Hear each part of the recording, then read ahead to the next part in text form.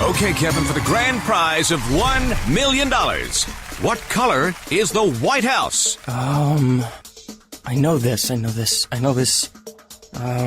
5 seconds. Oh, switching to Geico could save you a bunch of money on car insurance? Okay. Judges?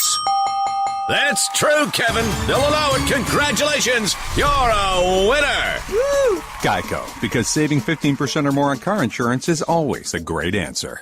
You're listening to Booth Talk, interviews from the After Movie Diner, and it is my sincere pleasure, honor, thrill, everything. I am completely fanboying out right now because I have just got off the phone with none other than the Chin himself, Mr. Bruce Campbell. For people who listen to the After Movie Diner podcast or read our website, you know that I've been a fan of the man since I first wandered into a break room at school and saw Army of Darkness playing on the TV in 1993. I have been a fan of the man ever since, own most of what he's ever done, seen absolutely everything he's ever done, and to finally get a chance to talk to the man and for him to be as groovy as he was is surely a bucket list moment for me. So without further ado, and enough of all this rambling from me, let us go into my interview with Bruce, Hail to the King, Campbell.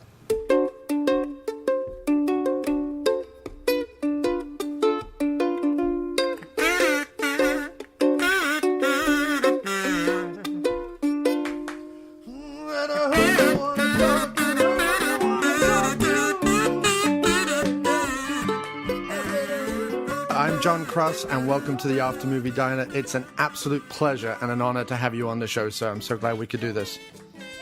Well, I happen to be in the neighborhood, thought I'd stop in. Well, it's a real treat, sir. So let's dive right on in. You are currently on tour around the country with your new book, the second in the Chin's trilogy of autobiographies, Hail to the Chin, Further Confessions of a B-Movie Actor. How is the tour going, and do you have yet any fun stories from the road this time round? Well, the road is always going to throw you some zingers. You know, you step on the 33rd floor and the elevator goes out. So, right from the start, that's how it goes. The travel foibles. It's always going to happen. Airplanes that land and go, well, there's someone at our gate, so we're just going to sit here. So it's that kind of stuff. There's always that, but, that's the typical travel stuff. But the good news is, folks are showing up. We're signing some books. We're having a good time. We've done, just finished Louisville. We're on to Lexington and beyond. Fantastic. And is there anywhere through all your travels, through all the years, that you haven't been yet that you'd like to go, or anywhere that you look forward to going back to? Yeah, the United States. Because, it's really bizarre. Part of the reason for writing the book was talking about the changes in the industry. They make movies in really weird places, Bogota, Colombia, and, Sofia, Bulgaria. That was never two locations I never thought I'd wind up in. And so it was, just kind of interesting to see how things have changed over the years and talk about it. And I also left Los Angeles. I sort of did my time there. Yeah. And, as an actor, you gotta make an appearance there every so often, but beyond that, it was fun to get out of there and start living my life. And talking about change, from photos and videos and interviews and all that good stuff, life on the convention circuit and the life of fandom in general seems to have changed from the time that you made your documentary Finalysis. Even you've changed your attire from the Hawaiian shirts to the dapper suits. Sure, oh yeah. What, if anything, has changed for you with the cons, the fans, and yourself? Here's the fundamental difference. In the old days, my first convention was about 1988.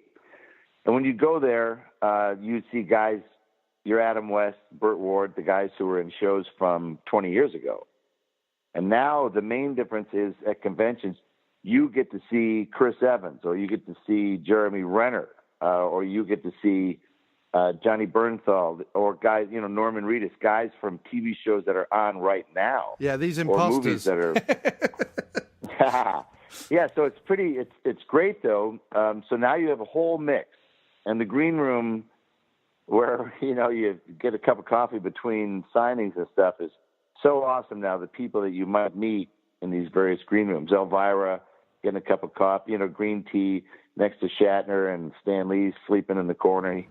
Yeah. It's a great assembly of people now because it's very diverse. And conventions, holy crap, they're breeding like rabbits. Yeah. I mean, I swear to God, at almost every weekend you can go, there's the blah blah con, and it's all Comic-Con. They love the Comic-Con name now. They got to have it. Definitely. Yeah, and there seems to be, especially sort of in the Midwest as well, kind of Indiana, that kind of area, there seems to be a huge growth, especially of sort of horror cons and things like that, which is always fun, but difficult to get to.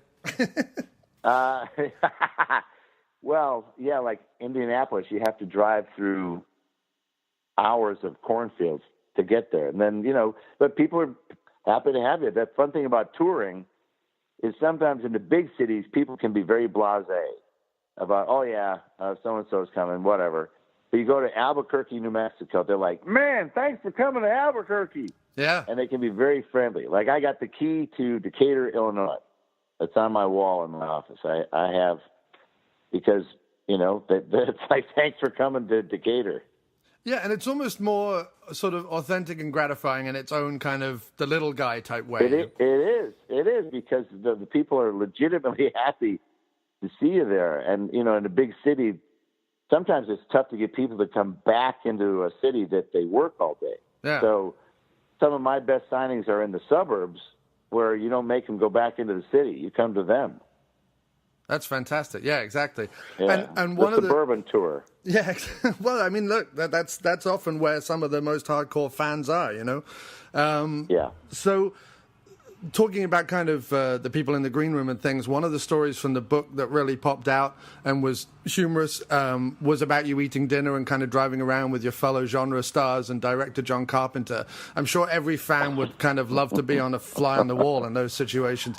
Well, yeah, because what's fun is every Saturday night, because these events are usually Saturday, Sunday. So every Saturday night, we see who's at the convention, and I'll send a guy who works with me around, and he'll just sort of tap on shoulders and go, hey, you got plans for dinner? And it's amazing. Most people don't have plans on the road, and a lot of actors it can be a very lonely gig on the road. So we always have these ridiculous Saturday night dinners with about 10 of us, and it's always great to see who shows up. And I'm interested, like, at those dinners, do you sit around and, like, talk about possible projects and, like, fantasy dream films you might want to make? Or do you sit and talk about real life? It's all baloney. We're all taking the piss out of each other and telling stories, mostly lies and, accusations. We'll play games, too, like, tell us something that nobody knows about you. Normal stuff that people do at dinners. Yeah. And is that where... those kind of events, is that where kind of your idea about the Expendables of horror that you were possibly planning for My Name is Bruce 2, is that where that came from? Yeah, absolutely. Because, I've had dinner with Robert Englund and Kane Hodder and all those guys. We all hang out. Yeah. So it's like it'd be kind of funny to do a movie where you just used everybody. Yeah. All the good guys, all the bad guys. It's like, screw you, Stallone. We'll do the B-movie version of that. We'd love that. And obviously people like Barbara Crampton are back in the game now. She's back acting. We're big fans of her. And yeah, so I mean, all that stuff is coming back, just like those action movies came back. All the horror stuff. I mean, it never went away, but the fandom in general seems to be kind of at a zenith right now. Hey, look, when all the A movies are now B movies, right. I feel vindicated. Yeah. If you dress up like a bat and fly around a city called Gotham and drive this souped up car, I got news for you, man. That's a B movie. Right. And if you get bitten by a radioactive spider, that's not only a B movie, that's a 1950s B movie. So, right. Hollywood has gone total B movie crazy. Yeah. Especially when you're doing it for the 5th and 6th and 7th time. Oh my God. Right. That's another concept. The concept of the low budget serial in movies, they used it every week. You'd go to see the further adventures of Rin Tin Tin or a cowboy or a sci-fi thing. I mean, that's all, a serial. They're making a serial. They're making it's a comic book. You're just putting out different issues of the same comic book. Yeah, exactly. So Ash vs. Evil Dead Season 2 comes out on Blu Ray today. I was very lucky. My pre-order from Best Buy came yesterday, so I spent all last night rewatching it. But we absolutely love Season 2 here at the website. We wrote all about it last year and promoted it as much as we could. Good. Three of the standout episodes were the classic as Possessed Killer Car, Ash in the Insane Asylum, and your epic fight with Baal in the cabin at the end. Do you have any favorite scenes personally, and what do you remember about filming those episodes? I remember blowing my hamstring fighting Baal. Yeah. So I tore a hamstring. That was pretty not happy experience. Okay. The Insane Asylum was my favorite episode of the year, because what it did is it shows you Baal / evil. You know, he was the bad guy of the day. Yeah. That they can mess with your mind too. It's not just that they'll rip your lungs out or tear your head off. They will make you think you're going crazy, which I thought that's a good horror. It's a different type of horror. Yeah. So they're fighting with a different tool in the box. You know what I mean? Like, maybe I'll make Ash think that he did all of this himself, that he's responsible for all of this, you know? Yeah. So it's great. And it was directed by Mark Beasley, who's a guy who goes back to the Xena days, but I'd never worked with him. Very inventive, creative guy. So, yeah, that was cool. Fighting a colon was pretty memorable. Yeah. That's a bucket list thing. I don't think I'll ever have to be pulled up the butt of a cadaver again. I think I can cross that one off. You're done. That's it. That's on the list of everyone. I think even De Niro is waiting for that to happen. Bobby D, he may never have the pleasure. No, and it was funny talking about stuff that most actors never get to do, and one of the reasons why we love your career so much here at the Diner is that, something like a Bubba Ho-Tep or something like being pulled up a cadaver's rectum or whatever it is, like those are things that no one else could, like, especially with Bubba Ho-Tep, no one else could play Elvis the way you played Elvis at that age. And so, well, no the one, good I don't news care. With that was, I felt comfortable playing that because I'm like, okay, nobody's done him at 68 years old. Yeah. So I got that. I You can do should that. have No won one will all the compare me awards for apples that, to man. apples. Right. What's that? I said you should have won all the awards for that, man. There wasn't a better performance that year that movie came out. I'm not even kidding you. I'm not blowing smoke. I've always wanted to say that to you. It's a fantastic performance. I defy anyone to do better. I appreciate that. Well, hey, the victory is that people still watch it. It's still relevant. So, as an actor, awards are swell, but the approval of your audience is really ultimately what it's all about. So moving on then, when you said you met Shatner, you went with T.J. Hooker and not Star Trek. Well, having been a fan of yours for decades at this point, I'd like to ask you a little about some of your earlier work. I know, like me, you're a big fan of Running Time. What was making that on location like? Well, that was awesome. I had just come from Cale's Navy. And right. I was pretty bored with the Hollywood mentality, the Hollywood movie-making process. It was very slow and tedious, and, studios are what they are. But this was a chance. It was privately funded. I think the whole movie cost $110,000. We shot it in, I think, about 10 days. And normally, for a low-budget movie, I'd go, "Oh, that's too short. That's going to suck." But the way Josh Becker did it, he's an old friend of mine, and the way he set this up, it's a crime drama played out in pretty much real time. Yeah. That goes bad, and so the whole movie's essentially one shot, and it's a lot more ambitious than Hitchcock's Rope, which was another movie that was conceived as one shot. Yeah. One continuous take. So it was great to see people react. I went to a screening at UCLA, and when it got these people, they'd never let them go until the very end. There's not too many movies I've been in that do that keep you, that drag you forward, and it never lets up, ever.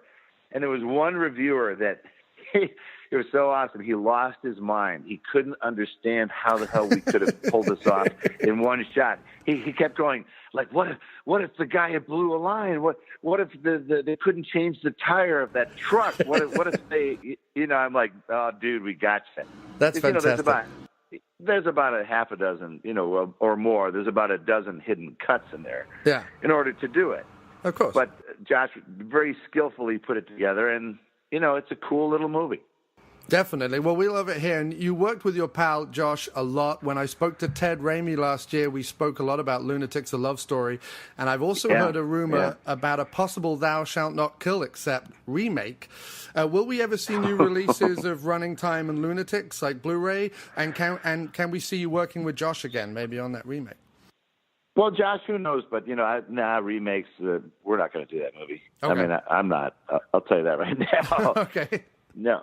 Well, there's a lot of stuff that I was very happy to do in the early years, but it doesn't fit a current criteria for what I would do. Okay. Like Maniac Cop, you bet. Back in those days, sure, let's do it. Yeah. Bill Lustig was the first director that wasn't Sam Raimi. I would go to New York City, shoot a movie. It was exciting. Would I make the movie today? Not a chance in hell. Right. Of course, that makes sense. But so our tastes change over the years, so Of course. No, I just wondered because I know you had said at the end of the book about maybe going off and doing more personal projects or smaller projects or setting up your own stuff. Believe me, I have a dozen. My wife and I have developed about a dozen different stories. Cool. And scripts that we own, and so we looked at each other the other day. We were like, if not now, when? Yeah, exactly. So we're gonna after Ash vs. Evil Dead runs its course, we're gonna focus on that type of stuff, homegrown. A fan question. You can tell us the truth now, Bruce. Is that really you in a Blink and You'd Miss It cameo in Robert Rodriguez's Machete Kills? Because it looks a lot like you. Nope. No, not you at all. Nope, okay. Nope. Can't wait to see you in Highly Functional. What can you tell us about that very quickly? Oh man, that one was. I just hope it gets. I hope it gets out. Little movies these days, they're not released; they escape. Yeah. As the old joke goes. So Right. We made that literally like 2 years ago. A broken down country western singer who gets kidnapped by a kid with Asperger's syndrome to go play a song for his caretaker who's dying. And it's like an incredibly weird road trip.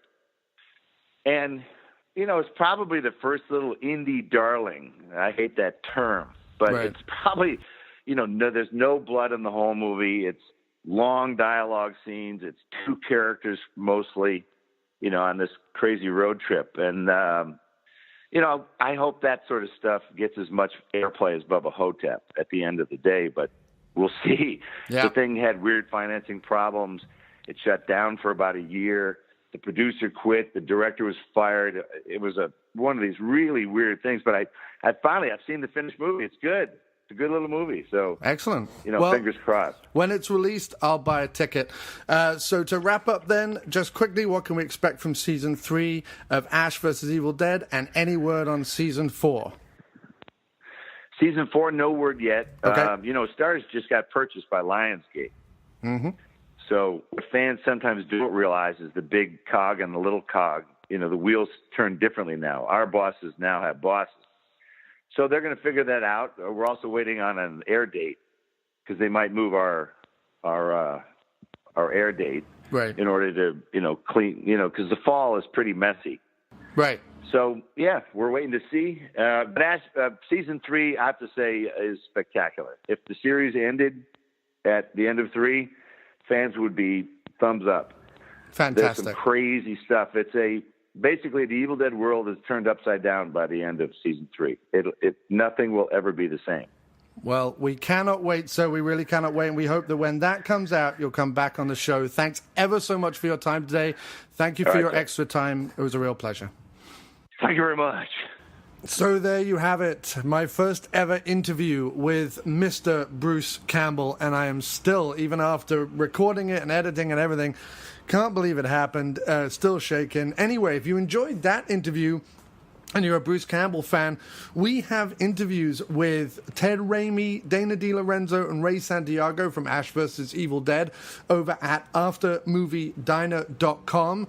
You can just click on the interviews tab and they're right there. We also have interviews with directors like Bill Lustig and Brian Trenchard Smith and others. So if you're a fan of like the B-movie genre and all that kind of good stuff, then we have the interviews for you. Vernon Wells, Michael Ironside, all those good people. So please do check out aftermoviediner.com for more of the same. Either that or just check out the Booth Talk stream here on Blog Talk Radio, iTunes, Google Play, and all the other places where podcasts are found. Thanks so much for listening. All the very best to you and yours. And we will be back soon with more interviews from the After Movie Diner.